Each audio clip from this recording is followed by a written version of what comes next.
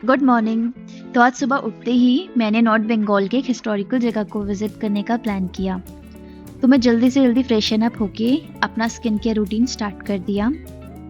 तो skin care routine में मैं नॉर्मली क्लिनजिंग, टोनिंग और मॉइस्चराइजिंग करती हूँ और एसपीएफ ज़रूर लगाती हूँ। और जैसे कि आज मैं बाहर जा रही थी तो मैंने भर भर के एसपीएफ अपने फेस पे अप्लाई किया था। और यहाँ मेरा स्किन केयर रूटीन कंप्लीट होता है। तो स्किन केयर रूटीन जैसे ही मेरा कंप्लीट हुआ तो मैंने अपना ड्रेसिंग स्टार्ट किया। तो मैंने नॉर्मल कपड़े रखे थे, उतना कुछ मैंने खास नहीं रखा था। और रेडी होने के बाद ही मैंने जैसे क्लिप लिए मेरे घर की लाइट चली गई। बट कोई नहीं, आगे आपको सफ़र में मैं दिखाती हूँ कि मैं कहाँ जा रही हूँ। तो यहाँ से मैं अपना सफ़र शुरू करती हूँ अपनी स्कूटी के साथ।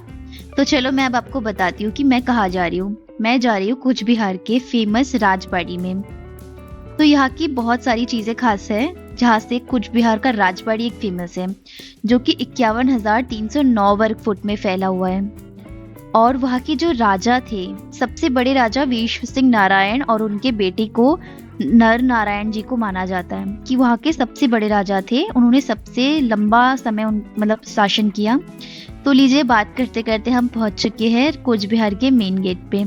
अब यहाँ से सीधा चलते चलते हम अपने सफ़र के एंड में पहुँच जाएंगे, मतलब कूच बिहार के राजबाड़ी में। तो लीजिए, हम पहुँच चुके हैं। बाहर काफ़ी सारे स्टॉल्स लगे हुए थे खाने के, बैग्स के, और फिर भगवान की काफ़ी सारी मूर्ति लगी हुई थी। तो सामने से इसका लुक कुछ ऐसा आता है, बिल्कुल रॉयल, बाहर से लग रहा है कि रॉयल है। काफ़ी गार्ड्स खड़े हुए थे। फिर हमने अंदर जाते ही टिकट्स लिया। पर पर्सन 25 रुपीज़ था।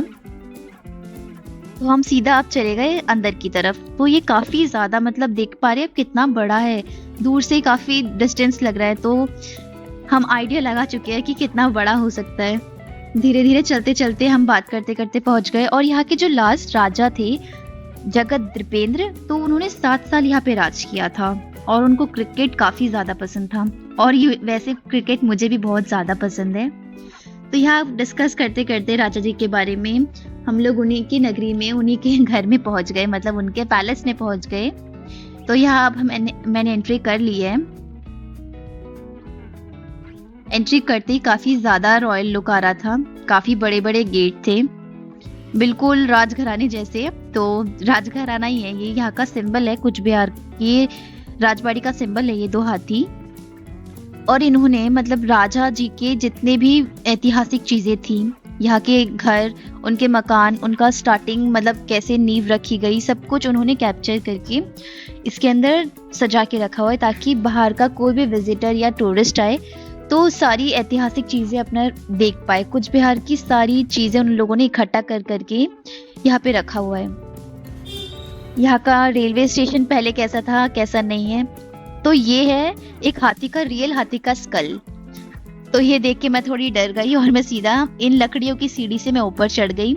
और ये लकड़ी की सीढ़ियाँ मुझे खुद पर्सनली बहुत पसंद है, मुझे वुडन वर्क की चीज़ें बहुत पसंद है। तो उन लकड़ियों की सीढ़ी ने मुझे यहाँ तक पहुँचा दिया, जहाँ से व्यू इतना सुंदर आ रहा था। मेरा फ़ोन शायद कैप्चर नहीं कर पाया, बट मैंने जो देखा वो बहुत ज़्यादा सुंदर था। सनसेट के टाइम पे इस चीज़ को देखना बहुत ज़्यादा अच्छा लग रहा था मुझे। तो यहाँ पे बहुत अच्छा देख के हम लोग अंदर चले गए। तो ये चीज़ क्या है, आयरन डाइस क्या है, मुझे नहीं पता। ये राजा जी के कुछ लेटर्स थे, ये उनके कुछ स्पून है, राजा जी के मेडल्स है। और ये शायद उनमें मदिरा पान करते थे या चाय पीते थे, मुझे नहीं पता। ये वुडन वर्क का राजबाड़ी है, ये राजा जी है। और ये उनका सोफा है। तो अब मैं बाहर की तरफ आ गई थोड़ा रेस्ट लेने, क्योंकि काफ़ी बड़ा है। तो बाहर से कुछ ऐसा लुक आता है, लग रहा है ना बिल्कुल राजमहल जैसा। वैसे ये राजमहल ही है, राजबाड़ी है। तो अब मैं राजा जी के बारे में थोड़ा डिस्कस करते हुए अब मैं दोबारा वापस अंदर चलती हूँ। ये उनका ड्रेसिंग टेबल है। अपने आप को निहारती हुई मैं तो अब सीधा सामने चलते हैं। शायद उनको क्रिकेट के साथ पोल भी बहुत पसंद था। अभी काफ़ी सारी चीज़ें विजिटर्स के लिए बंद कर रखी है, इसीलिए हम उतना घूम नहीं पाए। तो अब हम नीचे की तरफ चल रहे हैं और काफ़ी सारी चीज़ें कैप्चर नहीं कर पाए। तो चलते चलते मुझे बहुत ज़्यादा भूख लग गई और भूख लगते ही मैं बाहर सीधा कूद पड़ी गोलगप्पों पे। तो आप आइडिया लगा सकते हो कि गोलगप्पे कहाँ बोले जाते हैं, तो मैं वही की। अब मुझे कमेंट में ज़रूर बताना कहाँ बोले जाते हैं गोलगप्पे। फिर मैंने इस पैकेट में पॉपकॉर्न जो था, मुझे बहुत पसंद है, तो मैंने एक पैकेट पॉपकॉर्न का लिया। यहाँ से भी मेरी भूख मिटी नहीं, तो मैं आगे चली गई डोमिनोज़, क्योंकि मुझे बहुत ज़्यादा भूख लगी हुई थी। तो मैं ऑलमोस्ट डोमिनोज़ पहुँच ही गई। ऊपर मैं चढ़ते ही मेरा कैमरामैन स्टार्ट हो गया, तो फिर मैं अंदर चली गई। आज मेरा लक शायद मेरा साथ दे रहा था। जैसे ही मैं अंदर पहुंची तो पूरा डोमिनोज़ खाली था और काउंटर भी काफ़ी खाली था, काफ़ी क्या पूरा ही खाली था।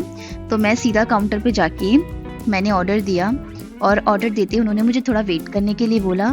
और वेट करते करते मैं बोर हो गई काफ़ी ज़्यादा कि मेरा ऑर्डर कब आएगा, क्योंकि मुझे भूख लगी थी काफ़ी ज़्यादा। तो मैं काफ़ी बोर होते होते देखा मेरा पिज़्ज़ा सामने से आ रहा है, फिर मैंने रिसीव किया।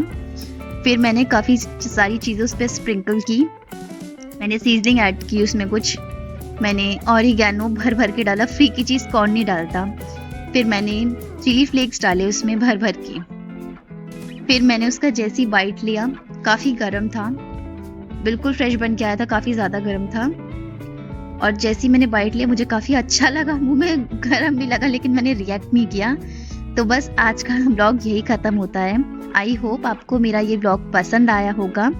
प्लीज़ मेरे वीडियो को लाइक करना और मेरे चैनल को सब्सक्राइब करना। अब मैं घर पहुंच चुकी हूँ, आपसे दूसरे ब्लॉग में मुलाकात होगी। आज के लिए इतना ही, बाय।